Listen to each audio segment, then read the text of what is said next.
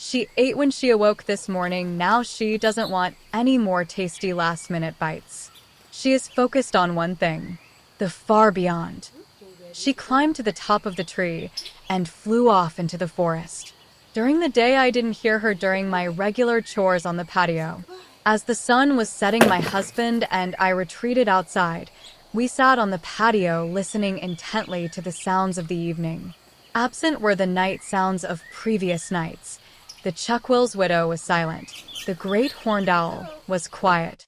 All we heard were frogs, frogs, and more frogs that made a symphony as darkness settled in for the night. Several more days and nights have passed. With great delight, this story has a happy ending. Our pileated woodpecker has returned to her own in the forest.